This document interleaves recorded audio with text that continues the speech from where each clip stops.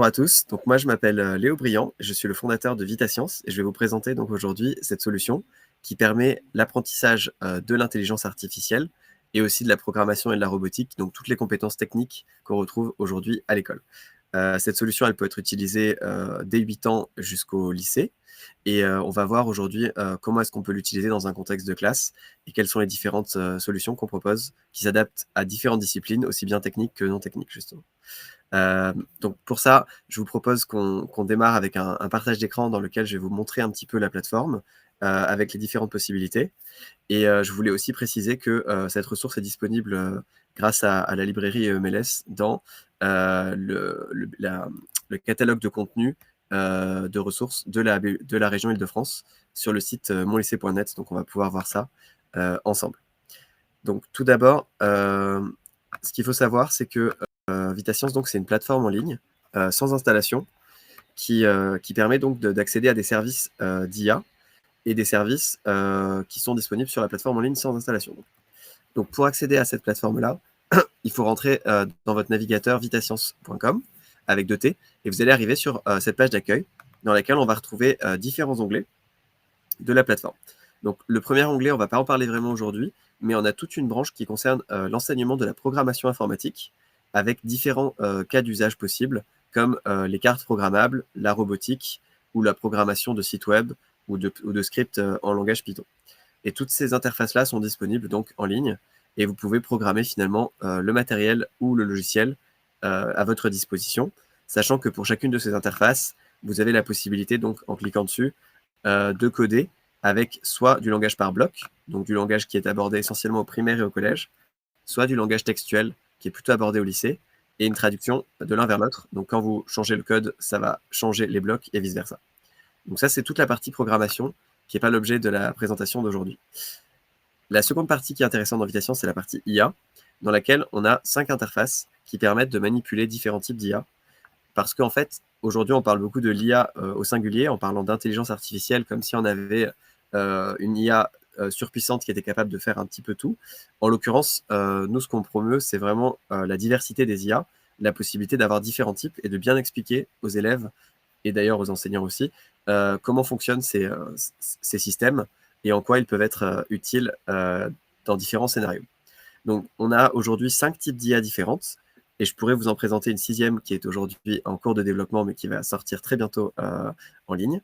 Il y en a 2 qui concernent de l'IA, ce qu'on appelle générative. Donc, aujourd'hui, quand on parle d'IA, depuis la sortie de ChatGPT il y a quelques années, on fait référence plutôt à l'IA générative, avec notamment la possibilité de générer des textes ou des images. Mais il y a d'autres types d'IA qui existent, notamment pour ce qui est reconnaissance d'image, reconnaissance de son et reconnaissance de posture, qui sont des IA qui sont beaucoup utilisées aujourd'hui. Donc, à titre d'exemple, pour la reconnaissance d'image, c'est quelque chose qui va être déployé très largement pour reconnaître des bagages dans les aéroports avec des objets potentiellement dangereux ou des fruits et légumes sur les balances connectées à Monoprix, par exemple, ou encore la reconnaissance faciale qui est effectuée dans de nombreux pays ou villes. De même, la reconnaissance de son est très utilisée, par exemple pour faire de la reconnaissance vocale quand on parle à son téléphone, ou encore pour l'application Shazam qui permet de reconnaître une musique à partir d'un court extrait, et aussi les postures. Donc voilà, finalement, différents types d'IA, et l'objectif de VitaScience, c'est de permettre la manipulation de ces IA dans un contexte scolaire, et le tout vraiment dans un contexte sécurisé et simplifié. Donc pour prendre en main ces IA-là, il vous faut choisir d'abord quelle est l'IA que vous voulez utiliser. Donc, on va commencer par la reconnaissance d'image, qui est vraiment le plus simple à comprendre et en même temps le plus visuel. Donc, cette IA, elle est dédiée vraiment à la reconnaissance d'image, mais elle permet, par son utilisation, d'aborder différents types d'IA derrière, plus complexes, une fois qu'on a bien compris comment ça fonctionne. Donc, la première étape pour utiliser cet outil-là, c'est d'avoir plusieurs catégories disponibles qui vont correspondre à ce que l'IA va reconnaître. Donc, selon le cas d'usage, on va avoir des catégories qui sont très différentes et on peut en créer 2, 3, 4, 5, autant qu'on veut. Donc, typiquement, moi, je vais prendre les objets qui sont à côté de moi. Donc, j'ai une bouteille et cette bouteille, elle va me servir à entraîner une IA pour reconnaître différents types d'objets autour de moi. Et donc, j'ai également un pot de miel. Donc, j'ai 2 objets, voilà, du miel et des bouteilles. Donc, j'ai appelé ma première catégorie bouteille et ma deuxième catégorie miel. Donc ensuite, on va pouvoir sélectionner des images. Donc là, je vais mettre des images de ma bouteille que je vais prendre directement en photo. On peut en prendre quelques-unes. Là, j'en ai pris 5. Et ensuite, je vais faire pareil avec mon pot de miel. Et en fait, simplement en prenant quelques images comme je l'ai fait là, donc j'en ai pris 5 dans cette catégorie bouteille et 4 dans cette catégorie miel. On peut rajouter d'autres catégories, bien sûr, pour reconnaître d'autres choses. Ces données-là, elles restent entièrement dans le navigateur pendant toute la phase d'entraînement et d'utilisation. Et donc, quand on lance l'entraînement, on va se retrouver avec une IA qui est capable de reconnaître une bouteille en plastique ou du miel. Donc, quand je mets ma caméra avec la bouteille, on voit que la jauge bouteille passe à 100%. Et inversement, quand je mets le miel, c'est la catégorie miel qui passe, elle, à 100%. Et donc, ce qui est intéressant d'observer, en fait, c'est comment ça a marché, comment est-ce qu'on a réussi à faire ce modèle d'IA, et comment est-ce que derrière, on peut extrapoler ça à d'autres connaissances et compréhensions de l'IA en général.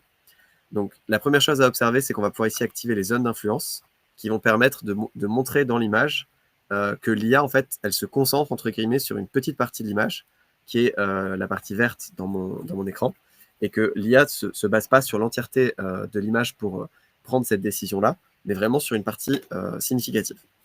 Et ça nous permet de montrer tout ce qu'on appelle aujourd'hui les biais. Donc les biais, c'est quand l'IA elle a été mal entraînée et elle reconnaît quelque chose qui ne correspond pas à ce pourquoi on l'a entraînée.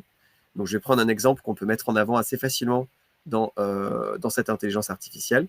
On peut rajouter des catégories avec les images de la caméra, mais aussi avec des jeux de données pré-entraînés, des jeux de données préexistants. Et donc, par exemple, on va avoir ici des visages de femmes avec que des cheveux longs et des visages d'hommes avec que des cheveux courts. Et donc, si on entraîne une IA comme ceci, une femme qui aura des cheveux courts sera reconnue comme un homme, parce que du coup, on aura un biais en fait dans notre jeu de données. Et ça, on va pouvoir le montrer très facilement. Et donc, si vous faites le test, vous verrez que vous aurez les cheveux qui seront colorés pour indiquer que c'est grâce aux cheveux longs de la dame, courts de la dame, pardon, qu'on a considéré que c'était plutôt un homme. Et donc, ce genre de cas d'usage, en fait, permet d'illustrer à la fois le fonctionnement d'une IA en termes de jeu de données, apprentissage et ensuite aperçu, mais aussi les potentiels risques, notamment ce qui concerne les biais. Pour ceux qui veulent rentrer un tout petit peu plus dans la partie technique, on propose de visualiser le réseau de neurones également. Donc, en cliquant sur ce bouton-là, vous allez avoir une fenêtre qui s'ouvre et qui vous montre qu'est-ce qui a vraiment permis la détermination de cette IA. Donc, l'IA, elle nous dit juste si elle a vu une bouteille ou du miel. C'est une IA très simple qui fait que ça, entre guillemets. Mais du coup, comment est-ce que ça fonctionne? Parce que ça marche plutôt bien. On l'a vu dans les tests précédemment que vraiment la reconnaissance se faisait plutôt correctement. Donc en fait, on a l'image de départ qui est à gauche, et ensuite on a la prédiction à droite. Donc là, en l'occurrence, il considère que je ressemble plutôt à du miel qu'à une bouteille, probablement parce que la bouteille était un peu plus grosse, et du coup là, comme j'ai mis ni l'un ni l'autre, il reconnaît un mélange des deux. Et ensuite, en cliquant donc sur la vue détaillée, vous allez avoir toutes les explications pour comprendre comment est-ce qu'on passe de cette image initialement à notre fameuse prédiction d'IA. Et donc, ce qu'on observe, c'est qu'en fait, on a tout un ensemble de ce qu'on appelle les neurones, donc les fameux réseaux de neurones, en fait, c'est ce qu'on a sous les yeux, qui sont connectés entre eux. Donc, en passant votre souris, vous allez pouvoir observer les liens qui se font entre les différentes couches de neurones. Et en cliquant sur chacun des neurones, vous avez les détails des calculs. Donc, ça peut paraître un peu complexe comme ça, mais en réalité, les calculs qui sont faits sont très simples. Il s'agit juste de multiplication et d'addition, où on va prendre les valeurs de couleur de notre image initiale, les multiplier et les additionner entre elles pour arriver à la fin à notre détermination de est-ce que c'est plutôt une bouteille ou du miel. Et en fait, cette analogie qu'on peut faire avec les neurones du cerveau humain, c'est parce que le cerveau humain fonctionne un peu de la même façon, c'est-à-dire qu'on a en entrée une image qui correspond à ce que nos yeux voient, en sortie une décision qui correspond à ce que notre cerveau a interprété, et au milieu, tout un ensemble de calculs, on pourrait dire, qui sont en fait dans notre cerveau plutôt des connexions entre des neurones grâce aux synapses qui vont pouvoir véhiculer toute l'information de l'image jusqu'à la réflexion finale qui est de dire là j'ai vu plutôt du miel ou là j'ai vu plutôt une bouteille. Et en fait, cette petite analogie-là, elle vaut pour toutes les IA. Et donc, on a beaucoup de cas d'usage différents. J'ai parlé tout à l'heure donc de la reconnaissance faciale, de la reconnaissance de fruits et de légumes. On peut aussi citer à titre d'exemple tout ce qu'on va avoir dans la reconnaissance des objets et puis même des animaux aussi qu'on peut utiliser pour reconnaître de quels animaux il s'agit. Donc ça, c'était pour vous montrer un petit peu comment est-ce qu'on va pouvoir utiliser une IA de façon très simple, puisqu'en fait, ça prend moins de 2 minutes de lancer un entraînement d'intelligence artificielle sur la reconnaissance d'image. Et grâce à ça, on va avoir donc la possibilité de comprendre un petit peu comment fonctionnent les réseaux de neurones. Et un autre enseignement, c'est que la quantité de calcul qui est faite pour déterminer ça est très importante. Donc simplement pour déterminer si une image correspond plutôt à une bouteille ou à du miel, on a vu qu'il y avait à peu près 500 000 neurones qui étaient connectés entre eux, mais ils sont connectés plusieurs millions de fois, puisque chaque neurone est connecté à plusieurs autres, ce qui fait que en réalité, il y a plusieurs dizaines de millions de calculs qui sont faits simplement pour déterminer ça. Et donc en fait, on se rend compte que c'est assez vertigineux la quantité de calculs nécessaires pour une opération qui a l'air toute simple, déterminer de quoi il s'agit sur l'image, et ça peut nous expliquer pourquoi est-ce que l'IA consomme beaucoup d'énergie, puisqu'en fait, les calculs qui sont faits pour des tâches qui sont, pour un être humain très simples, correspondent à des tâches en fait très gourmandes en énergie. D'où le fait d'avoir montré un peu ce réseau de neurones. Je passe maintenant à la seconde IA qui permet la reconnaissance sonore. En fait, on est sur le même concept, sauf qu'en entrée, au lieu d'avoir des jeux de données qui sont des images, on va avoir des jeux de données qui sont des sons, donc des petits extraits sonores. Et là, par exemple, j'avais entraîné une IA en prononçant 7 fois le mot bonjour, ici 5 fois le mot merci, et là, juste le bruit de fond qu'il y avait derrière moi. Et donc, en lançant l'entraînement de cette IA, à partir de ces jeux de données, on va avoir une IA qui est capable de reconnaître ensuite si je dis plutôt bonjour, plutôt merci, ou s'il y a juste un bruit de fond qui correspond à aucun de ces deux mots-là. Et comme ça, on pourrait très bien s'amuser à reconnaître énormément de mots différents de la langue française. Donc ensuite, quand on parle, si je dis bonjour, merci, donc là, on voit que ce petit extrait-là, il correspondait au mot bonjour, et ce petit extrait-là, il correspondait au mot merci. Et donc, on voit qu'on a une reconnaissance qui se fait au niveau de notre prédiction de son. Donc, ça, c'est pour la reconnaissance de son, qui est un peu plus difficile à mettre en place dans une classe, je précise, étant donné qu'il va falloir manipuler à la fois des micros et des haut-parleurs, et que par conséquent, ça peut vite devenir le bazar dans la classe si on ne maîtrise pas bien cette IA. Donc je recommande plutôt d'utiliser la reconnaissance d'image. En tout cas, c'est plus facile à mettre en œuvre. La seule condition, c'est d'avoir des webcams associées. On a aussi rajouté la reconnaissance de posture, qui est une sorte de sous-catégorie de la reconnaissance d'image. Donc, les entrées sont aussi des images. La différence, c'est qu'on va tracer automatiquement sur les images ce qu'on pourrait appeler une sorte de squelette numérique qui correspond en fait au segment du corps de la personne qui est en face. Donc, si j'essaie par exemple de rajouter une nouvelle catégorie, on voit que mon visage ça va automatiquement reconnaître mes yeux, mon nez et mes oreilles, ainsi que mon buste et mes bras, et mes jambes également si je me mettais un petit peu plus loin de la caméra. Et donc, du coup, cette IA-là, elle va mieux fonctionner avec des êtres humains pour reconnaître différentes postures, parce qu'elle sera vraiment indépendante des vêtements, de la couleur de peau, de l'arrière-plan, contrairement à l'IA de reconnaissance d'image qui, elle, est très sensible à ça. Et donc ça peut avoir pas mal de cas d'usage intéressants, notamment pour tout ce qui est sport. Donc par exemple, si vous voulez vous entraîner à faire du gainage ou une position d'étirement bien particulière, vous pouvez entraîner une IA à reconnaître celle-ci. Mais aussi la danse. Juste à titre d'exemple, je vous montre une startup française que j'ai trouvée vraiment intéressante qui s'appelle Dancer et qui propose en fait aux participants d'enregistrer leurs mouvements et d'avoir donc cette IA de reconnaissance de posture qui leur indique s'ils dansent correctement ou pas, en comparant en fait leur posture à eux avec la posture d'un danseur professionnel qu'ils ont préenregistré.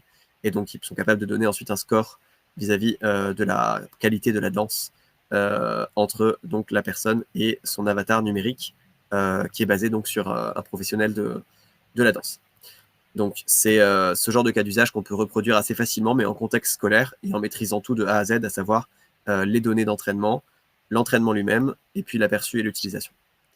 Donc ça, c'est 3 types d'IA qui sont finalement assez différents, mais qu'on peut manipuler très facilement soi-même.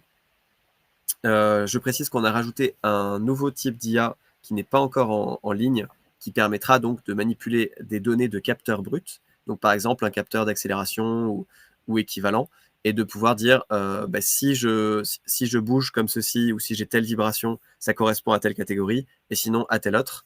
Et ça, c'est vraiment un réseau de neurones qui est encore plus simple. ce qui permet vraiment de remonter à la racine de comment fonctionne un réseau de neurones de façon vraiment basique.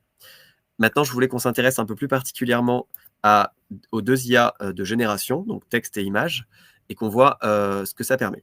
Donc cette fois-ci, on est sur des IA qu'on ne va pas réentraîner soi-même, parce que là, on a vu donc sur les IA d'en bas, c'est des IA qui sont relativement peu puissantes, qui fonctionnent intégralement sur l'ordinateur, donc sans avoir besoin d'un appel à un serveur tiers, et donc moins coûteux énergétiquement et plus simple à utiliser, mais par contre un peu limité par rapport à ce que permettent les IA les plus modernes, donc notamment la génération de texte et d'images.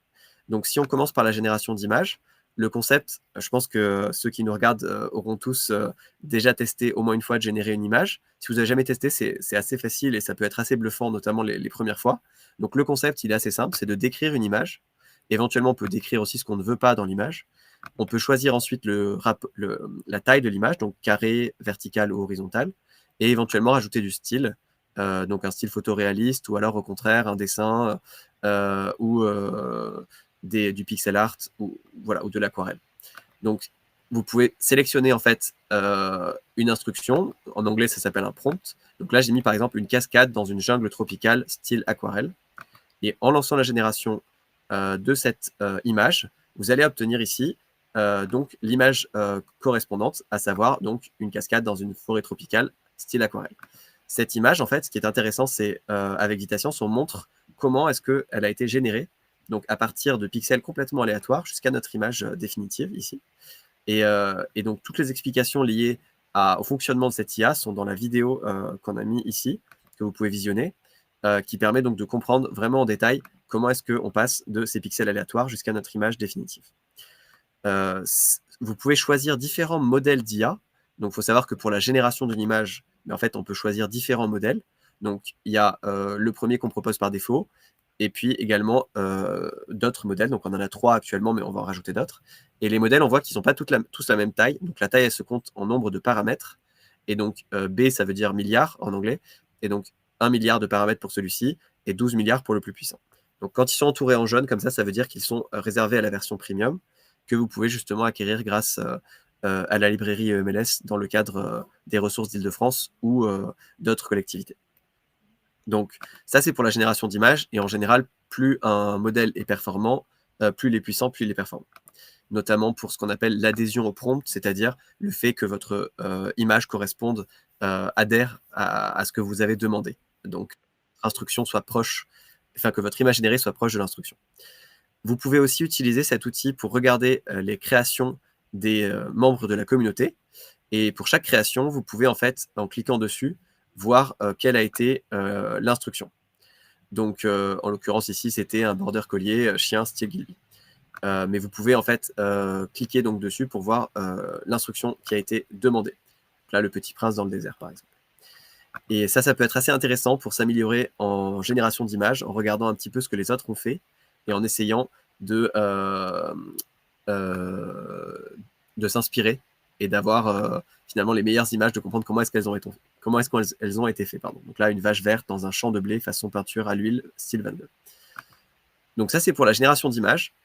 Je précise juste qu'il y a un cas d'usage pédagogique que je vois beaucoup apparaître ces temps-ci, c'est de proposer une image. Donc par exemple, on pourrait dire celle-ci, et de dire aux gens, donc bien sûr, on va masquer le prompt, et on demande aux élèves d'essayer de reproduire cette image, d'en être le plus proche possible, sans avoir accès bien sûr au prompt initial. Donc c'est une sorte de jeu de devinette où on doit imaginer la bonne instruction, le bon prompt. Et ça peut permettre de travailler en fait l'expression écrite et le vocabulaire, tout en ayant un aspect très ludique, parce qu'en fait les élèves, ça va générer une image qui sera forcément un petit peu différente. Et donc on va pouvoir comparer quelles sont les différences et essayer de s'approcher au maximum de l'image initiale. Ça, c'est un mini-jeu qui va être ajouté très prochainement, donc ce sera un onglet ici, juste à côté de l'onglet concours, qui permet, donc cet onglet-là, concours, lui, il permet de voir les meilleures créations de telle ou telle période. Donc là, le concours en ce moment, c'est couverture de magazines de cuisine. Et donc, vous voyez ici les gagnants du moment. Et donc, en cliquant, vous pouvez d'ailleurs voter pour la couverture de cuisine qui vous plaît le plus. Donc ça, c'est pour l'IA de génération d'images. juste pour vous donner un ordre de grandeur, on a à peu près 100 000 images générées chaque mois sur VitaScience, donc c'est quelque chose qui est beaucoup utilisé. Et on est en train de travailler d'ailleurs pour rajouter une estimation de la consommation énergétique à chaque génération. Donc vous le verrez probablement apparaître à droite dans les prochains mois, une estimation qui permettra donc de montrer en fait combien ça consomme réellement ces IA. Parce qu'on parle beaucoup de la consommation énergétique de l'IA, mais sans qu'on ait forcément de données chiffrées associées. Donc voilà. Et ensuite, vous avez la génération de texte qui se trouve ici. Donc ça, c'est quelque chose qui est un peu plus connu que la génération d'images. Vous avez plusieurs modèles au choix. Donc le plus connu en France s'appelle Mistral. Il y a aussi un consortium qui s'appelle Lucy qui sera bientôt disponible et qui permettra d'avoir une IA plus ouverte. Et puis en Chine, le plus connu s'appelle DeepSeek et aux États-Unis, ChatGPT et Llama. Donc vous pouvez choisir différents modèles. Encore une fois, la logique est la même. On voit que les modèles n'ont pas tous la même taille. Et selon la taille que vous choisissez, le modèle en fait est plus ou moins pertinent et il est plus ou moins puissant et énergétiquement coûteux aussi. Donc c'est pour ça qu'on a réservé aux abonnés premium seulement les modèles les plus avancés et les utilisateurs non payants ont accès aux modèles les moins puissants. Donc si je prends le modèle Mistral par exemple, on va pouvoir poser une question donc avec un prompt. Donc par exemple, pourquoi les chouettes sont-elles associées à la sagesse? On peut poser bien sûr n'importe quelle autre question. Là, j'ai juste pris un des exemples qui était proposé. Et donc, une fois qu'on a posé la question, on va avoir une réponse qui est faite par l'IA. Et cette réponse, elle va contenir des probabilités. Et ça va nous permettre, bon, d'une part, d'avoir la réponse à notre question, mais aussi d'expliquer un petit peu comment ça marche derrière. Donc, pour ceux qui ne connaissent pas le fonctionnement d'un générateur de texte, en fait, on génère mot à mot. Vous avez peut-être fait attention que les mots ne se génèrent pas tous d'un coup, mais vraiment mot à mot. Donc, on va prendre ici la question initiale, pourquoi les chouettes sont-elles associées à la sagesse? Et on va essayer de prédire quel est le prochain mot le plus probable. Donc, en l'occurrence, le prochain mot, c'est celui qui est là. Et bien, après cette question-là, on va être tenté de répondre, en fait, les, parce que, en fait, c'est le plus probable de repartir avec une phrase qui commence par les chouettes. Donc, on voit que les, la probabilité, elle est très, très élevée. Ensuite, CH, qui est le début de chouette, et ainsi de suite. On voit que la probabilité, elle est quasiment à 100%, sont 100% aussi. Et ensuite, associé, on voit qu'en fait, l'IA a entre guillemets hésité entre deux mots, donc le mot souvent et le mot associé. Parce qu'en fait, on aurait très bien pu dire aussi, les chouettes sont souvent. Et donc, si vous êtes curieux, vous pouvez en fait cliquer sur le bouton, et là, vous allez avoir la même phrase, mais avec le souvent à la place du associé. Et donc là, la phrase serait, les chouettes sont souvent associées à la sagesse en raison de leur représentation, blablabla. Et donc, ce qu'on peut voir, en fait, c'est que assez souvent, selon les mots qui sont sélectionnés, la suite de la phrase peut vraiment diverger et on peut avoir deux versions très différentes. Et ça, c'est ce qu'on appelle les hallucinations. C'est-à-dire que l'IA, parfois, elle a plusieurs choix possibles d'informations et certains de ces choix correspondent à la vérité et d'autres correspondent à des choses qui ne sont pas vraies. Et donc, selon les choix qui sont faits par l'IA, on va avoir parfois l'IA qui nous raconte des bêtises. Et ça, on appelle ça une hallucination. Et on peut très facilement le montrer, en fait, ici, grâce à notre outil d'IA. Je précise que, il y a plein d'exemples qui existent sur Internet. Mais si vous voulez un exemple assez simple, on peut demander qui est le Premier ministre de la France. Et donc, en fait, l'IA, en l'occurrence Mistral, a été entraînée il y a à peu près un peu plus d'un an. Donc, quand on pose cette question-là, la réponse qu'on va avoir, c'est Elisabeth Borne, qui, d'après cette IA, a été nommée le 16 mai 2022. Sauf qu'en fait, l'IA n'a pas accès aux informations les plus récentes dans cette version-là, et donc raconte avec beaucoup d'assurance une information qui est factuellement fausse, puisque depuis, il y a eu des changements de Premier ministre en France. Et donc c'est typiquement ça, une hallucination, c'est-à-dire une IA qui dit avec une grande confiance une information qui est fausse. Et donc si on clique sur le « et », on voit qu'en fait, l'IA avait 91% de répondre Elisabeth Borne, mais elle avait aussi 8% de répondre Jean, probablement pour Jean Castex. Et dans ce cas-là, elle avait 8% de chance de dire avec une très grande assurance que Jean Castex était le Premier ministre. En fait, on voit que l'IA, elle se base sur des probabilités, et donc fondamentalement, on ne peut pas lui faire confiance en termes d'informations, notamment pour des informations qui sont importantes. Donc, vous pouvez aussi masquer ces tokens hein, s'ils vous embêtent et que vous voulez une interface plus simple, simplement, plus proche de ce qu'on pourrait appeler ChatGPT ou Mistral. Et il y a une autre visualisation qui est assez intéressante, je trouve, c'est les token ID. Donc là, ce que ça fait, c'est que ça remplace en fait tous les mots par leur identifiant. Donc ça, c'est ce que l'IA voit en fait, c'est ce qu'elle, elle comprend. Donc la façon dont l'IA fonctionne, comme je l'ai dit tout à l'heure, c'est vraiment de prédire le prochain mot le plus probable. Donc là, en l'occurrence, les. Et les, en fait, ce qu'on voit ici, c'est que ça correspond, c'est le mot 11 373. Donc l'IA, elle a une sorte de dictionnaire avec un identifiant qui correspond à un mot, et elle va piocher, entre guillemets, un peu comme dans un grand loto, elle va piocher le prochain mot qui lui semble le plus probable. Et à chaque fois, elle va fournir donc une liste de probabilités, et elle va choisir celui qui lui plaît le plus. Mais donc ce que voit l'IA, c'est pas les mots souvent associés, tout ça, c'est vraiment les numéros, un peu comme dans un grand loto où elle piocherait donc les prochains mots les plus probables. Je précise également qu'on peut jouer sur le taux d'aléatoire. Donc le taux d'aléatoire, en fait, si on le met au minimum, à savoir 1%, on va toujours sélectionner le premier résultat. Donc là, par exemple, on n'aurait pas pris les, on aurait pris divers. Parce qu'en fait, on veut avoir une IA qui nous répond quelque chose qui correspond au plus probable. L'avantage, c'est qu'on a quelque chose qui est plus fiable. L'inconvénient, c'est qu'on utilisera un champ lexical qui est très pauvre, puisque c'est les mots les plus utilisés et les plus probables. Et donc, c'est pas quelque chose qui va être très créatif. Donc, si vous voulez un peu plus de créativité, il faut augmenter un petit peu. C'est pour ça que nous, on l'a mis à 25% par défaut. Mais si vous augmentez beaucoup, ce qui est assez rigolo, c'est que vous allez voir, on peut essayer de régénérer la phrase. L'IA va raconter vraiment n'importe quoi, puisque du coup, elle va sélectionner des mots qui sont complètement aléatoires. Et donc, ce qui se passe, bon, je vais lui dire d'arrêter là parce que ça devient n'importe quoi. En fait, ça va sélectionner des mots qui sont tellement n'importe quoi que ça va inventer des mots. Donc là, on voit qu'il y a un mot développement, enfin, voilà, ça se prononce même pas, qui est un mot en fait inventé par l'IA. Voilà, il est important, rester updaté, donc ouais, il nous fait du franglais. Et en fait, c'est assez intéressant de voir que l'IA, selon le paramétrage qu'on lui fait, va se mettre potentiellement à raconter n'importe quoi ou à raconter des informations fausses. Et ça, on peut vraiment le montrer directement dans cette plateforme. Donc finalement, je vois un petit peu deux usages pour récapituler. Soit un usage vraiment classique où on veut se servir de l'IA parce qu'on a un objectif particulier, par exemple générer des quiz ou créer un poème ou faire des résumés de texte ou faire de la traduction. Donc là, on peut s'en servir vraiment comme d'une IA standard, mais on peut aussi s'en servir pour expliquer comment ça fonctionne et notamment jouer sur les probabilités et le taux d'aléatoire pour vraiment rentrer dans le détail.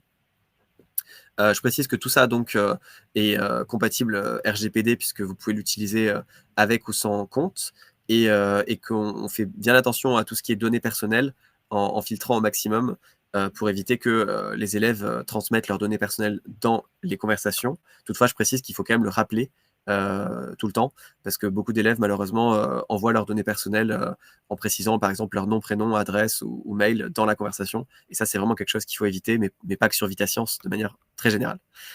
Donc voilà pour les différents services d'IA disponibles. On travaille actuellement aussi sur un générateur de son qui permettra de générer par exemple des musiques ou des voix. Mais ça, pour l'instant, c'est pas encore sorti.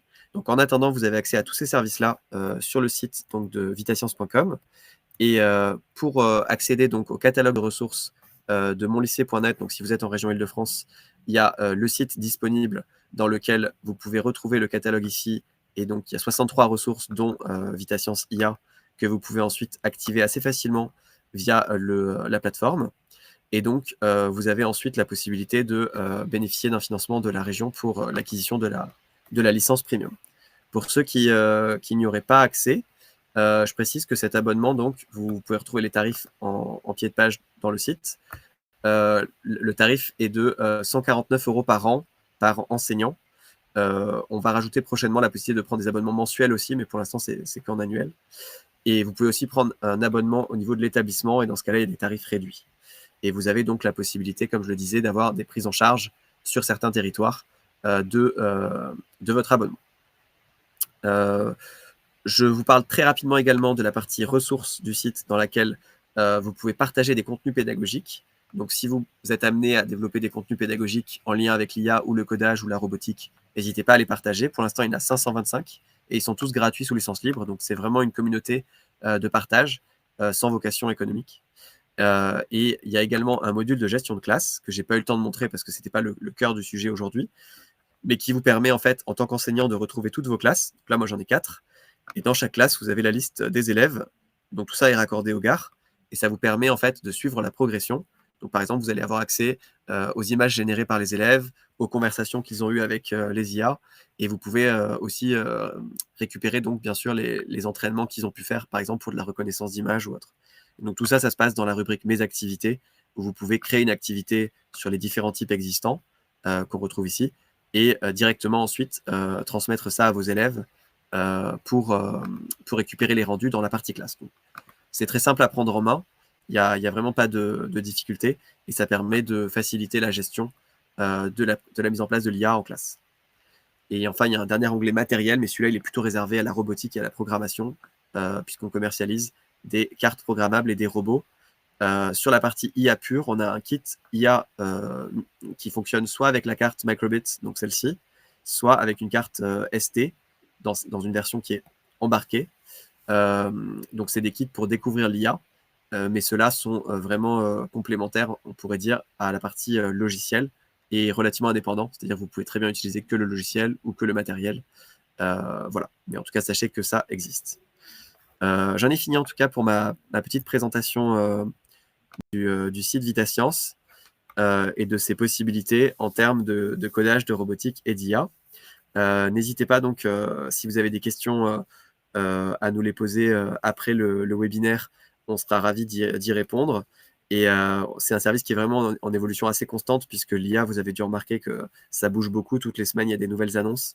Et donc, ce qu'on essaye de faire, c'est à la fois de mettre à jour le site rapidement pour tenir compte des évolutions de la technologie, mais aussi de rajouter surtout la couche pédagogique par-dessus, puisqu'en fait, c'est ça la valeur ajoutée de VitaScience. C'est pas juste de mettre à disposition des IA sur le marché, c'est aussi de permettre l'explication de ces IA et finalement la prise en main la plus simple possible par les élèves et les enseignants en classe, en comprenant bien à la fois la puissance de l'outil, mais aussi ses limites et ses enjeux éthiques, environnementaux, sociaux.